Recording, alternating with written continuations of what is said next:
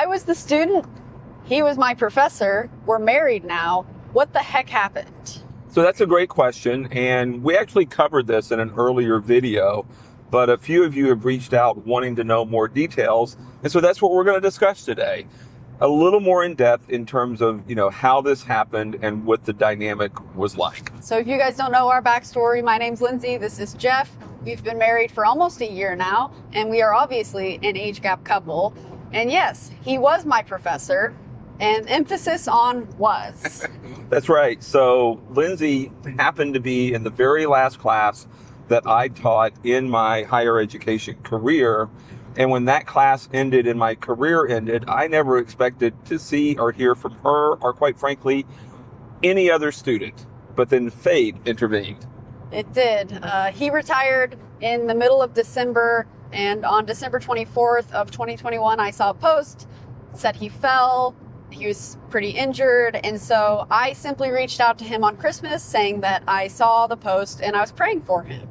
Exactly. And I can remember I was across the country in Massachusetts General in a hospital bed on Christmas Day when I received that text.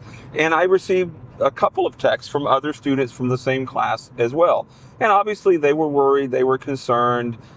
They wanted to know how they could help, to include praying for me.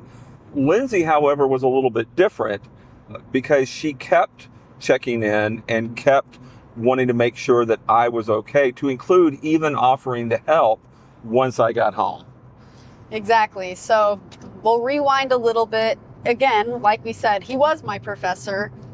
During the course of our class, I don't know that we ever had a conversation between just me and him. The only time I ever saw him outside of class was when he was walking with friends and I was walking with friends. I never saw him outside of campus. To strike any potential theories that something was going on while we were in class, it's just not true. I know it doesn't make it as fun or whatever, but no, it's not true. Nothing was going on in class. It was a very professional relationship. And it is interesting. People often want to assume the worst because it makes it more dramatic. It makes it more interesting. And understand, just because someone assumes that this is what happened, or this is what you were doing, or this is what you were thinking, doesn't make it true. And we've done a lot of work on this. People are allowed to think what they think. You're certainly allowed to have your own opinion. You're not allowed to have your own facts. And the fact of the matter is, there was absolutely nothing between Lindsay and me while I was her professor, and everything that happened after not only class was over, but my career in higher education had concluded as well. So we've gotten a couple of comments about who reached out to whom, and then another comment about who asked to hang out first. And so we already answered the first one. I reached out to him. Again, that's a big emphasis. I, the younger person, the student, reached out to him simply to check in. There was no ulterior motive. There was, I had nothing in mind other than the fact that I saw that he was hurt and I felt the need to offer my condolences, especially on Christmas. Who asked to hang out first? So that was me. So I guess the answer to the question of, who reached out to whom first and who asked to hang out first, the answer is both. She reached out to me first, and 3 to 4 weeks later, and it's interesting because we were still in the middle of the pandemic. The university was starting the spring semester a week later than originally planned. And in between, Lindsay actually got COVID and had to be quarantined.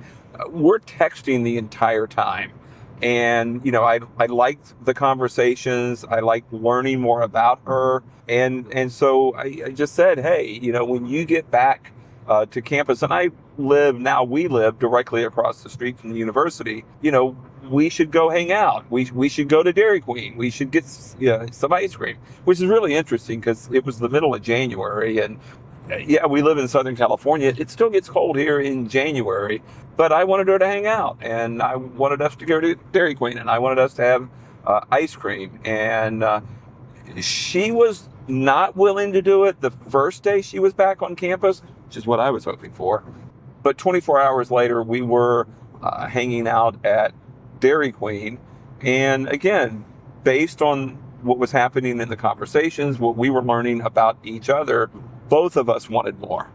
To address what he said about me not wanting to hang out the first night, the main reason behind that was I don't know that I was fully ready or comfortable yet, but number two, it was a Monday night, I think. I was just getting started on some homework. It was probably almost 9 o'clock. And if you've seen our videos before, you know that I love to go to bed at 9 o'clock, and so does he. So he must have really wanted to hang out with me if he was wanting to, break bedtime. Who said I wanted to break bedtime? Shame. Yep. Yeah, I don't know. I don't remember. I remember the day. I don't remember the time frame per se. And again, like, we just had this cool vibe in these conversations that were going back and forth over text. And, she kept responding. And so, whether it was Monday, whether it was Tuesday, I knew at the end of the day, it didn't really matter. It was going to happen. And everything just sort of took off from there. Yes, for sure. And our first date, I guess, technically at Dairy Queen, I don't know, maybe we'll get into that one day, but it was actually really short because he had a meeting like 30 minutes later. Yeah. So it was very short. I had an exit strategy. After the date, I went to Target, bought a filter for my Brita, and made kielbasa. Yeah, she remembers these details like it's some sort of investigative report, which I guess for her it probably is. One of the key lessons here, though, is ask for the date. Guys, don't sit around waiting for her to say, hey, let's do this or let's go there. Have the courage, take the risk, put yourself out there and say, hey, let's go do this. Or, I'm doing this on that day. I would love for you to come with me and be a part of it. And if I had never pushed that, regardless of whether she was initially comfortable or even available on Monday night, this never happens. And what did I have to lose? And for the ladies, yes, I was anxious, but it wasn't necessarily a reflection on him as much as it was just me not necessarily being one to go hang out with people, especially former professors. And once I learned that he had my best interests at heart, it was great. Yeah, and so there's actually another lesson for the men.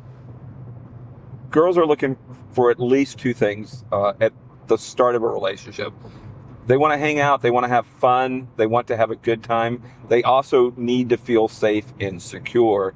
And it's your responsibility to provide that sense of safety and security. It's perfectly reasonable for women to feel afraid, and you have to assuage any and all concerns. I hope that answered your question. Yes, he was my professor, and no, absolutely not. Nothing happened while we were in class. Nothing remotely inappropriate ever occurred. I did reach out to him first, and he asked to hang out first, but it was only after we had been texting for almost a month.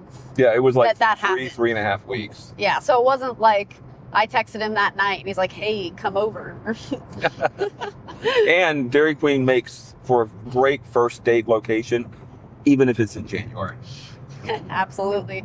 So if you guys enjoyed this video, please leave a like and comment below what topic you would like to see next. And we hope you have a wonderful week in advance of Thanksgiving, and we are thankful for you all.